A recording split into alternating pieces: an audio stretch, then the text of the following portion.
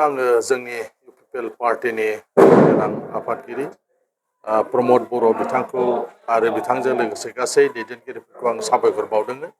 नैथि खेबनि थाखाय क'क्राझार बियाबाव आंखौ केन्डिडेट हिसाबै फोसावनायनि थाखाय आं बिथांमोनखौ साबायखर बावदों। बेजों लोगोसे जोंनि समाजनि गासिबो रायजो राजाफोरखौ आङो साबायखर बावदों। थांनाय बाराव आंखौ 20,000निबो बांसिन भट होनानै देरहासार होनायनि थाखाय आङो रायजो राजाफोरखौ साबायखर बावदों।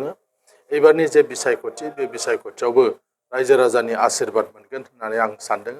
मानोना थांनाय 5 बोसोराव रायजो राजाफोरनि गोबां जेंनाफोरखौ सुस्रांनो थाखाय आं नाजादों।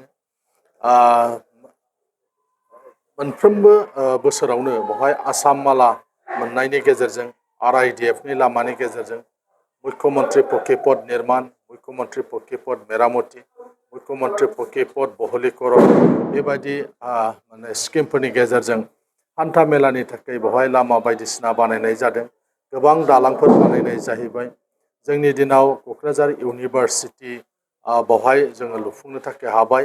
बे इउनिभारसिटिखौ आबुं खालामनो थाखाय आं एसेम्ब्लियाव गासै 16 एमेन्डमेन्टबो आं खालामदोंमोन, जाहाथे बेयाव इउनिभारसिटिया आसामनि गुबुन इउनिभारसिटिया जेरै सोलिदों बिनिख्रुइ एसे आलादा जोंनि लकेल हा जाहाथे बेवहाय मोन्थाय थायो, बिनि थाखाय माखासे सोदांनायबो होदोंमोन। जायनि थाखाय क'क्राझारनि गोरों गोरा रायजो राजाफ्रा आंखौ बे समाव साबायखर बावदोंमोन जे क'क्राझार इउनिभारसिटिया लकेल मानसिफोरनि मोन्थाय, लकेल मानसिफोरनि सुजुग सुबिदा बेवहाय थानायनि थाखाय।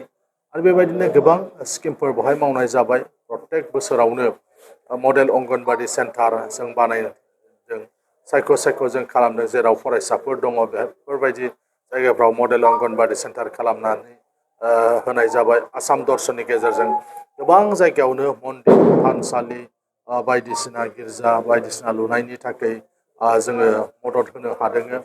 चिफ मिनिस्टार रिलिफ फान्डनि गेजेरजों बेमारि मानसिफोरखौ मदद खालामनाय जादों, फरायसाफोरखौ मदद खालामनाय जादों। आसामनिफ्राय मोनबोनाय गासिबो स्किमफोरखौनो आङो जेरावबो माने समानै जोङो रानदों, साहा खोला जेरावबो समानै रानदों। दिनै 7 कौटिनि जोङो स्कुलफोर जों दिनै गायसननो हादों। बिसमुरियाव थानाय बासबारि हाइ स्कुलाव, जाहारबारि हाइ स्कुलाव, गौरां हाइ स्कुलाव, सालाकाथि हाइ स्कुलाव बेबायदि लुफुंजाबाय। पाटगाव हायार सेकेन्डारि स्कुलाव 2 थालानि बिल्डिं सोलिगासिनो दङ। बेबायदि गोबां स्कुलफ्राव गोदान गोदान बिल्डिं लुनानै जोंनि स्कुलफोरखौ मोजां फरायसालिनि मोनसे आबहावा सोरजिनायाव आङो बेवहाय साक्सेस जानो हादों। बेबायदि माखासे मुंख'जाथाव हाबाफारिफोर मावदों। जेरै दा बनरगाव स्टेडियाम लुफुंजाबाय। दिनै सान्दामारियाव 100 कौटिनि थाखाय आरोबाव माने लुफुंजाबावगोन। दिनै टेन्डार गासिबो जाजोब्बाय। बेवहाय भुमि फुजन खालामनो होननानै दोन्दोंमोन, गिदिर स्किमखाय आसामनिनो मानगोनां गिबि मन्थ्रि नङाबा सोरबा मन्थ्रिया फैगोन होननानै। नाथाय अलरेडि बेफोर टेन्डारफ्रा जाखांजोबनाय। दा बेबायदि गिदिर गिदिर स्किम खालामनाय जादों। क'क्राझार टाउनाव अमृत मिशननि गेजेरजों जल जीवन मिशननि न' माने कानेक्सन होनायनि जे हाबाफारि बियो सोलिगासिनो दङ। मिउजिक एन्ड फाइन आर्ट्स कलेजनि साखाथियाव 30 कौटिनि मोनसे गिदिर अडिट'रियाम माने कनभेनसन सेन्टार होननाय दा लुफुंजागासिनो दङ। बेबायदि गोबां हाबाफारिफ्रा बे 5 बोसोराव खालामजादों। थांनाय गोलावथार समाव क'क्राझारनि बिउटिफिकेसननि थाखाय जेबो सिन्था खालामनाय जायाखैमोन। नाथाय बेवहाय आं MLA जाखांनायनि उनाव क'क्राझार टाउनखौ साबना हामना खालामनो थाखाय बाहाय माखासे प्रजेक्टफोर लानाय जादों आरो बेफोरखौ दायो मावबाय थानाय जादों। बेनिखायनो आं मिजिंथिदों फैबायगौ जे बिसायख'थि, बे बिसायख'थियाव क'क्राझार समस्तिनि गासै रायजो राजाफ्रा आंनो भट होगोन। बर'जों लोगोसे गुबुन गुबुन हारि माहारि, मानोना गुबुन हारिनि गेजेरावबो लामा बानायनाय जादों, दालां बानायनाय जादों, गुबुन गुबुन सुबिदाफोरखौ बिथांमोननोबो होनाय जादों जोंनि समस्तियाव जायफोर दङ। बेनिखायनो आङो फोथायो जे आङो एबारनि जे बिसायख'थि, बे बिसायख'थियावबो रायजो राजानि आशीर्बाद मोननानै देरहासार जानो हागोन। थांनाय 5 बोसोरावबो बावहाय जोंनि MCLAफोर गैखायामोन जेब्ला आं बिसायख'थि गेलेयो। देबोरगावआव हाग्रामा महिलारि बिथाङानो दंखायोमोन, सालाकाथियाव देरहासार बसुमतारियानो दंखायोमोन, बावखुंग्रियाव दनेस्वर गयारियानो दंखायोमोन, बनरगाव राजिब ब्रह्म बिथाङानो दंखायोमोन। अपोजिसननि सारिगिदिं अपोजिसननि MCLAफ्रानो बै समावबो दंखायोमोन। बे हिसाबै एबारबो जुदिও बेवहाय जोंनि इउपिपिएल पार्टिया MCLA देरहानो हायाखैब्लाबो आगोलनि आरो दानि बे थासारिया एखे होननानै आं सानो। आगोलबो सोरगिदिं माने इउपिपिएलनि एमसिएलए गैखायामोन, गासिबो बिपिएफनिनो जोबखामोन। एबारबो बिपिएफनि, बेनिखायनो आङो बेवहाय माने जेबो माने फाराग नुहुराखै। आगोलबो मोनसे चेलेन्जजों जुजिनानै आं देरहासार जादों। एबारबो बिथांमोननि सरकार दंब्लाबो मोनसे चेलेन्जजों बेवहाय आं देरहासार जानो हागोन होननानै आं सानो। मानोना आङो पलिटिक्सआव फैनायनि उनाव गुबुन गुबुन हारि माहारिजोंबो मोजां सोमोन्दो लाखिनानै हाबाफारिखौ आं मावगासिनो दङ।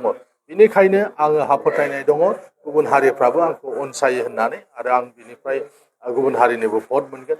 दिनै नोंथांमोना नुदों बिटिआर एकर्डनि सासे सागानगिरि जानानै बिटिआर एकर्ड इमप्लिमेन्टेसन खालामनो थाखाय जोङो गोबां रोखोमनि सरकारजों सावरायनानै दिनै मोनसेनि उनाव मोनसे जाफुंसारनायखौ नोंथांमोनाबो नुदों। दाख्लै गाहाय मन्थ्रिया जे भार्चुवेलि जे बेखेवहरदों, बेवहायबो बासबारियाव रेलवे वागन जि वार्कशप बेखौ बेखेवदों, बेबो बिटिआर एकर्डनिनो मोनसे दफामोन। दा बेबायदि फारि फारि जादों। बेनिखायनो बर' रायजो राजाफ्रा जोंनि सायाव फोथायनाय दङ, आरो गुबुन हारिफ्राबो जिहेथु जोङो गोजोन आरो खौसेथिनि थाखाय खामानि मावदों।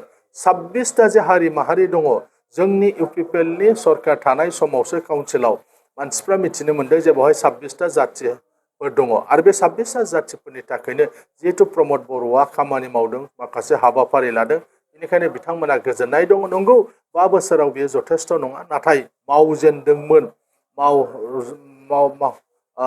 मावगासिनो दङमोन। दा बे हिसाबै बिथांमोना दाबो जोंखौ बुंदों जोङो नोंथांमोनजोंनो दङ होननानै। आरो थांनाय बिसायख'थिया मारै मारै जादों नोंथांमोना नुखादों। मोनसे माहारिया बिथांमोननो 80% भट होनायनि थाखाय आरो गुबुन गुबुन माखासे फेक्टरफोरनि थाखाय जों जेननो गोनां जादों। ओंखायनो बुंदों प्रमद बर'आ जेनाखै, बेखौ फेजेननायसो जादों, जेनहोदोंसो। प्रमद बर' हारानाय, प्रमद बर' हारुवा हयसे होननानै गोबां आसामनि गुबुन गुबुन दल संगठन बुद्धिजिबिफ्रा बुंदों। बेबायदि मोनसे थासारिनि थाखाय थांनाय बाराव जों जेनदों। एबार रायजोफ्रा नुबाय जे बेबायदि जाया, एबार आलादा रोखोम जागोन। जोंखौ खावलायदों जों नोंथांमोनजों दं होननानै। बेनिखायनो जोंहा फोथायनाय दं बे बिटिआर ओनसोलनि जेसेबां 15टा समस्ति दं, बेवहाय जोङो गोबां सिटआवनो जोङो देरहासार जानो हागोन।